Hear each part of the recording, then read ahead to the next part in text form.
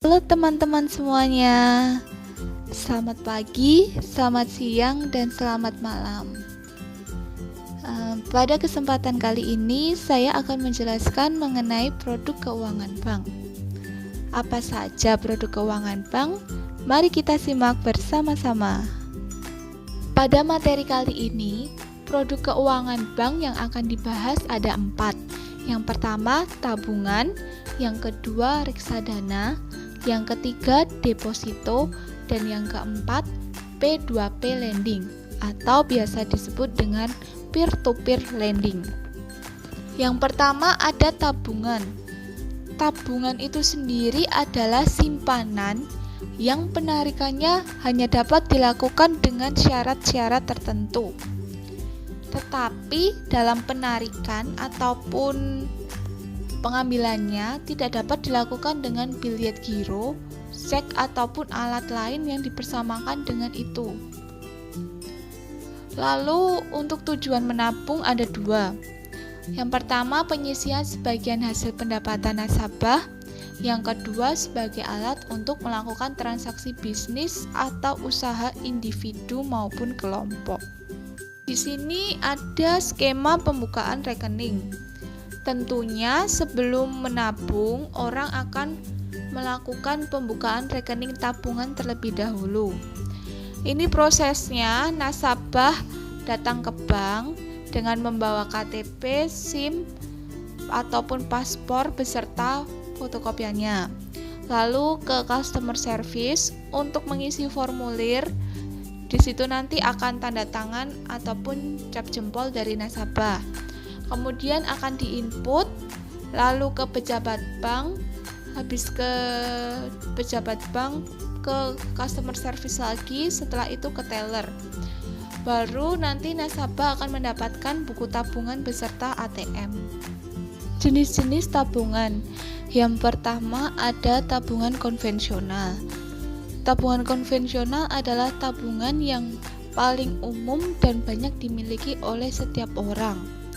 Penyimpanan dan penarikannya sesuai dengan persyaratan di bank. Untuk bunganya 0% sampai 2%. Yang kedua ada tabungan berjangka. Tabungan berjangka ini nasabah harus menentukan jangka waktu yang diinginkan untuk menabung di bank.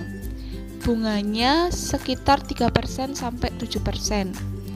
Untuk tabungan berjangka sendiri, ini adalah tabungan yang cocok untuk tujuan menyimpan uang dengan tujuan seperti untuk liburan ataupun tujuan lainnya.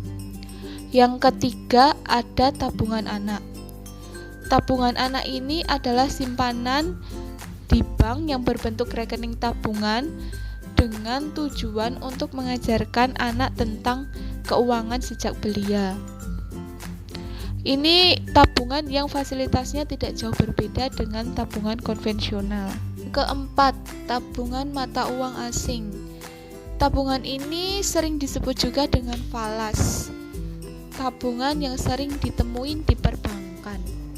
Biasanya tabungan ini menggunakan mata uang dolar, euro, pound sterling, ataupun mata uang lainnya. Untuk setoran awal dari tabungan ini cukup beragam. Hanya saja tabungan ini dapat memberikan keuntungan yang lebih besar karena nilai konversi mata uang asing lebih tinggi dibandingkan dengan nilai rupiah.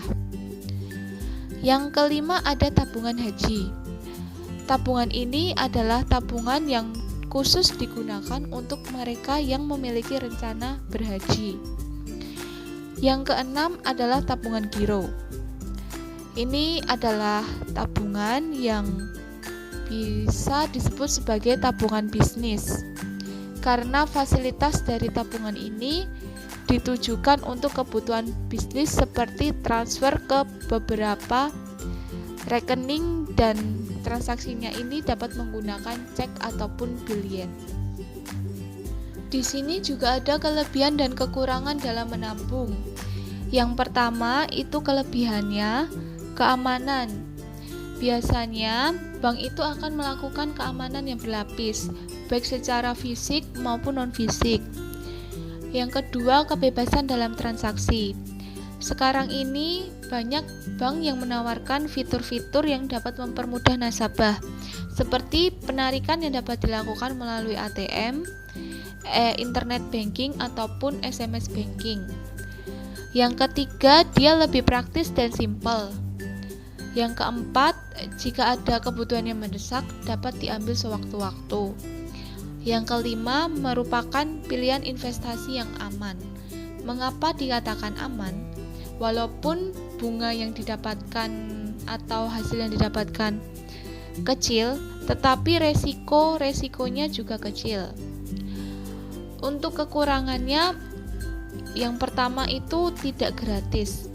Biasanya dalam menabung akan dikenakan biaya administrasi setiap bulannya, dan itu langsung dipotongkan dari dana yang ditabung. Yang kedua, tabungan sulit berkembang. Yang ketiga, bunga yang didapatkan kecil. Dan yang keempat, ada limit transaksinya. Selanjutnya ada pembahasan mengenai reksadana. Menurut Undang-Undang Nomor 8 Tahun 1995 tentang pasar modal, reksadana merupakan wadah yang digunakan untuk menghimpun dana dari masyarakat yang selanjutnya diinvestasikan dalam portofolio efek atau surat berharga oleh manajer investasi. Adapun jenis-jenis reksadana ada 4. Yang pertama itu ada reksadana pendapatan tetap. Itu dia melakukan investasi sekurang-kurangnya 80% dari dana yang dikelola dalam bentuk efek bersifat utang. Yang kedua itu ada reksadana saham.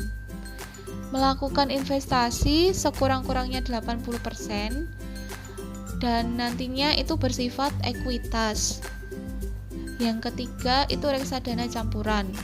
Reksadana campuran mempunyai perbandingan target aset alokasi pada efek saham dan pendapatan tetap yang tidak dapat dikategorikan dalam 3 reksadana lainnya, baik itu reksadana pendapatan tetap, reksadana saham, ataupun reksadana pasar uang. Yang keempat ada reksadana pasar uang. Reksadana ini investasinya ditanam pada efek yang bersifat utang dengan jatuh tempo yang kurang dari 1 tahun. Ditampilkan skema dari reksadana. Ini nanti ada sekumpulan investor yang akan menyetorkan dananya untuk diinvestasikan ke reksadana. Investor ini dia akan memilih jenis reksadana tadi. Ada pasar uang, pasar modal berbentuk obligasi maupun pasar modal berbentuk saham. Ini nanti akan dikelola oleh manajer investasi. Jadi para investor yang belum memiliki kemampuan atau kurang pengetahuan dalam berinvestasi bisa melakukan investasi dengan aman melalui reksadana karena dibantu dengan manajer investasi. Manfaat dari reksadana itu sendiri bagi investor bisa dilihat dari bagan di sini. Jadi sekumpulan investor yang melakukan investasi ke reksadana, dia memiliki keuntungan bebas pajak, diversifikasi investasi dengan biaya rendah, lalu likuiditas yang relatif tinggi, potensi hasil investasi yang tinggi dalam jangka panjang, portofolio investasi dikelola secara profesional, serta akses dalam instrumen investasi yang sangat beragam. Di sini juga ada resiko dalam reksadana. Yang pertama itu return reksadana tidak pasti. Dia bisa mengalami keuntungan, bisa juga mengalami kerugian. Yang kedua, tidak ada jaminan dari pemerintah. Misalkan saja jika reksadana itu mengalami kerugian. Kerugian itu akan ditanggung oleh nasabah itu sendiri. Tidak sama seperti deposito ataupun tabungan yang mereka itu dijamin oleh pemerintah. Yang ketiga itu tidak ada proteksi jiwa. Di sini dimaksudkan bahwa dia tidak ada proteksi asuransi karena dia adalah murni investasi. Yang keempat itu reksadana bisa dibubarkan.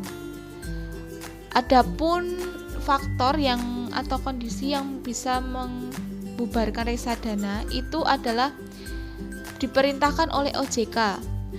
Yang kedua, nilai aktiva bersih reksadana menjadi kurang dari 25 miliar rupiah selama 90 hari berturut-turut.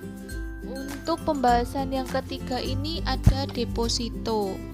Deposito merupakan produk simpanan yang umumnya disediakan oleh bank dengan ketentuan penarikan yang hanya dapat dilakukan sesuai dengan ketentuan yang sudah disepakati oleh nasabah.